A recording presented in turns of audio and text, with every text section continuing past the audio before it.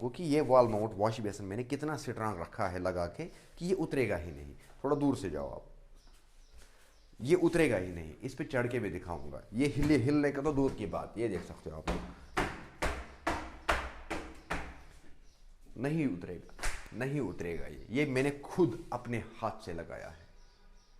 लगाने का क्या तरीका, ये क्यों नहीं उतरेगा, अब मैं समझाता हूँ आप लोगों को। अब मैं आप लोगों को इसका मेजरमेंट, इसका डिटेल, पूरा डिटेल दे दूंगा मैं, how to make this kind of table top, और इसका काम क्या है, इससे फ़ायदा क्या है, ये सारा डिटेल दे दूंगा मैं आप लोगों को इस वीडियो के अंदर। पहले बहुत सारे लोगों ने कल कहा कि ये बेसन डाइवर्टर जो है, ज़रा दिखा दीजिएगा, बेसन डाइवर्टर जो है ये हाइट में है। अब मैं इसको नाप के दिखाता हूँ आप लोगों को। यहाँ पे मैं पूरा फ्लोर पे रखता हूँ फीता। अब आप लोग चेक कर सकते हो फीते को, ज़रा फीता जो हाई वन शीशे में दिखा दो इनको, पूरा नज़दीक से दिखा दो, थोड़ा इनको शीशे में समझ आए, नज़र आएगा। अब लेवल दिखा दो इधर बेसन डाइवर्टर की साइड, पूरा दूर से, दूर थोड़ा। ये अभी की टाइम पे 40 इंचेस रेडी है, हाइट इसकी 40 इंचेस, फ्लोर से लेकर के यहाँ तक 40 इंचेस मेरा रेडी है अभी तक। असल में इसका स्टैंडर्ड कितना है, असल में इसका स्टैंडर्ड जो है वो 42 इंचेस है, 3.5 फुट इसका स्टैंडर्ड है प्लम्बिंग में। और डिटेल दे दूंगा मैं प्रॉपरली। ये है यहाँ पे वॉश बेसन, इसके ऊपर मुझे अब इसका अपर टॉप बिठाना है, इसका टॉप जो बिठेगा वो मुझे बिठाना है इसका। लेकिन हम इसको कैलकुलेट कैसे कर सकते हैं, ये अब हमें समझना है। ये पूरा वॉल माउंट है, इसके नीचे से थोड़ा दिखा दो, कोई ट्रैप नहीं नजर आएगा, वो हम जैसे प्रॉपर वॉल माउंट है ये। लेकिन जो 2 इंची इससे घट गई है वो कहाँ से घटेगी, वो 2 इंची से मुझे कोई फर्क नहीं पड़ेगा। वो 2 इंची टैल वाले मार्बल वाले ने एक मार्बल ऊंचा किया है, लेकिन जब मैंने काम किया यहाँ पे तब फ्लोर नहीं लगा के था, तब मैंने कितना ऊंचा रखा था ये, और कितना फ़र्क हमें नहीं पड़ेगा। देखो अभी है ये हमारा 8 इंची रेडी, नीचे से 8 इंची, यानी कि मैंने इसको 10 इंची रखा था ऊंचा, मैंने इसको नीचे से 10 इंची रखा था ऊंचा, और 8 इंची अभी ये रेडी है, यानी कि नीचे से इसका कारपेट पड़ेगा, कोई प्रॉब्लम नहीं हो जाएगा हमें गली के अंदर। इसलिए हम इसको वॉल माउंट बनाते हैं। वॉल माउंट किस हिसाब से हम बनाएंगे इसको वो डिटेल भी दे दूंगा मैं, वीडियो बड़ा भी हो जाएगा, परेशानी नहीं है। लेकिन अब यहां तक हमें कितना होना चाहिए। वॉश बेसन टेबल टॉप 2 तरीके का आता है, जैसे मैंने बहुत बार बोला है। एक आता है जो इसके अंदर जाएगा, वेंटी टाइप का, अगर आपको वो लगाना है तो उसके लिए अलग थोड़ी है। अगर आपको ये लगाना है, इस मार्बल के ऊपर बिठाना है, इसके लिए अलग थोड़ी है, दोनों थोड़ी अलग अलग है। तो हमें टोटल मिला के हमें रखना पड़ता है 33 इंची, 33 इंची हमें होना चाहिए इसका top, completely top, completely top standard है इसका 33 इंचेस। 33 इंचेस को हमें यहां पे अब कैलकुलेट करना पड़ता है। पहले हमने 42 इंचेस यहां तक लाया, अब उल्टा वापस उतरना पड़ता है। 42 इंचेस पे हमें ये पोजीशन रखना होता है पहले टाइम पे जब हम काम करते हैं। उसके बाद इसको उल्टा नापना पड़ता है। उल्टा नापने का वजह होता है, इसको हमें रखना पड़ता है ये बॉक्स, अगर हमें बॉक्स लगाना होगा, क्योंकि ये ग्रेनाइट जो है ये इसके ऊपर चिपका के है, पहले लकड़ी का बॉक्स लगाना पड़ता है। लकड़ी का बॉक्स हमने कैसे लगाया है वो भी दिखाऊंगा मैं, ये देख सकते हो आप लोग। इसके अंदर हमने गीज़र बोल्ट्स का सहारा लिया है। गीज़र बोल्ट्स मैंने वहाँ पे लगाए हैं, यहाँ पे लगाए हैं, इस साइड से भी लगाए हैं। उसके बाद ये मॉडिफाई किया गया है। ये बॉक्स कैसे बनाना पड़ता है वो भी मैं बताऊँगा।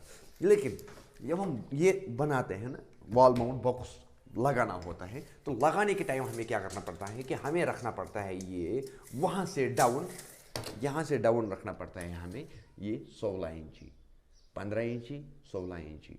और उसके बाद इसको ग्रेनाइट डबल अगर मॉडलिंग चढ़ाना है, डबल मॉडलिंग के लिए इसके लिए अलग से काम होता है। यहाँ पे अलग से एक फटा अलग चढ़ता है, उसको साइड से 2 इंची या 3 इंची अंदर लेना पड़ता है उस फटे को, और यहाँ से भी और यहाँ से भी, तीनों साइड से उस फटे को हमें अंदर लेना पड़ता है। उसके बाद क्या होता है कि ये ऊपर वाला ग्रेनाइट जो पार्ट है ये बैठता है सही से, सॉलिड बैठता है, और सामने वाला जो है डबल मॉडलिंग जिसमें आपको दिखता है उसकी भी अलग कहानी है। कभी मैं लाइव दे दूंगा वो चीज़ भी। लेकिन अब उसके बाद होता क्या है, यहाँ पे हमारा अभी स्पेस जो है अभी का स्पेस है मुझे यहाँ पे 14 इंची रेडी, 14 इंची मेरा स्पेस यहाँ पे रेडी है। 14 इंची में मुझे अब कितना जगह चाहिए, 4 से 5 इंची 6 इंची भी मेरा चढ़ेगा क्या वापस इस पे वॉश बेसन। अगर मेरा 14 इंची है, मेरा 8 इंची तब भी बचता है किसके दरमियान, बेसन डाइवर्टर से लेकर के बेसन टेबल टॉप के टॉप तक। मैं आपको रखेंगे वो 4 इंची भी आता है, 6 इंची भी आता है, 6 इंची से बड़ा ऊपर कोई नहीं आएगा। अब डिफ आता है, कोई 8 इंची कोई 9 इंची डिफ सिंक टाइप का। तो फ़र्क ये है, अगर आपको सिंक टाइप का रखना है तब आपको ये बॉक्स ऊंचा उठाना होगा। कितना ऊंचा उठाना होगा, तब आपको यहाँ से लेकर के 10 इंची नीचे रखना है, 10 इंची 10 इंची फिर नीचे रखना है, 8 इंची 10 इंची 9 इंची, इन तीन साइज़ के दरमियान आप रख सकते हो। फिर उसके बाद डिपेंड करता है कौन सा सपाउट इसके अंदर लगेगा, वो भी देखना होता है। उस हाइट के हिसाब से हमें सीरीज़ लिखना है, सपाउट लिखना है। तो याद रखिएगा ये है इसकी कहानी। अब बात रही यहाँ पे बेसन डाइवर्टर की। बेसन डाइवर्टर कहाँ पे लगेगा, बेसन डाइवर्टर हम सिर्फ और सिर्फ वॉश बेसन के वहाँ पे लगा सकते हैं, वॉश बेसन के वहाँ पे। इस बेसन डाइवर्टर को हम किचन के अंदर नहीं लगा सकते हैं। क्यों, किचन के अंदर अगर हम इसको लगा लेंगे तो वो किसी भी एक स्टैंडर्ड में नहीं आ रहा है हमें। वॉश बेसन का मतलब अलग है। वॉश बेसन का मतलब है वो चीज़ जहाँ पे हम हैंड वॉश कर सकते हैं, जहाँ पे हम फेस वॉश कर सकते हैं, जहाँ पे हम हल्के फुल्के बर्तन धो सकते हैं। इस that called to wash basin. अगर मैं अब बात करूँगा यहाँ पे सिंक की, सिंक क्या है, सिंक उस चीज़ का नाम है जिस चीज़ के अंदर हम किसी चीज़ को डुबाएंगे, डूबने का नाम सिंक पड़ता है। अब हम किचन के लिए जो किचन सिंक होता है, किचन अलग कहानी है, क्रॉकरी अलग कहानी है। हमें एक प्लम्बर को ये भी पता होना चाहिए कि क्रॉकरी वॉश कहाँ पे हो जाएगा। हल्का फुल्का सा कुछ मैं अगर कहूँ सॉस पैन हमें वॉश करना है, गिलास हमें वॉश करना है, क्रॉकरी की मैं बात कर रहा हूँ, तो उसको हम वॉश बेसिन के वहाँ पे भी वॉश कर सकते हैं। लेकिन हेवी बर्तन हम यहाँ पे वॉश नहीं कर सकते हैं वॉश बेसिन के वहाँ पे। इसलिए ब्रश कर सकते हैं वॉश बेसिन के यहाँ पे, हैंडी वॉश कर सकते हैं, फेस वॉश कर सकता है, ये 3-4 चीज़ें कर सकते हैं हम यहाँ पे, लेकिन बर्तन वॉश नहीं कर सकते हैं। तो वॉश बेसिन का अपना पर्पज़ अलग है, सिंक का अपना पर्पज़ अलग है, लेकिन मीनिंग जो है दोनों का वो अलग अलग है। जब मीनिंग की हम बात करते हैं तो ये उस मीनिंग के साथ नहीं मिलता है सिंक के साथ, ये मिलता है बेसन के साथ। याद रखिएगा ये चीज़। एक प्लम्बर को हर चीज़ की नॉलेज होनी चाहिए।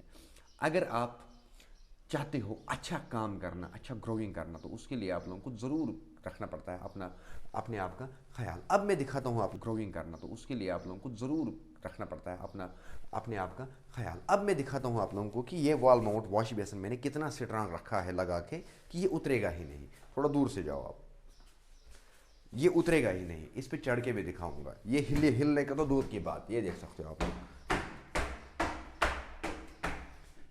नहीं उतरेगा, नहीं उतरेगा। ये मैंने खुद अपने हाथ से लगाया है। लगाने का क्या तरीका, ये क्यों नहीं उतरेगा अब मैं समझाता हूँ आप लोगों को। देखो आ जाओ यहाँ पे, ये जब हम पोर्शन बनाते हैं ना, इसको स्क्वायर वाला पोर्शन हमने बनाया, उसके बाद जो पीछे वाला फटा लगता है इसको, वो भी हम 19 mm का लगाते हैं, वो भी मैं इसको 19 mm का लगवाता हूँ। उसके बाद 2 तरीके का, मानो ये हमने अगर इस हिसाब से हम बनाएंगे, 19 mm का फटा हमने बाहर से लगाया इसको, बैक वाला फटा, तो ये उतर सकता है। क्यों, ये फटा मानो मैंने इसके ऊपर स्ट्रॉग्स लगाई और लोड फ्रंट लोड आएगा इसका, जब मैं इस पर चढ़ूंगा फ्रंट लोड आया तो ये सारा कील निकल के आ सकता है उस सूरत में।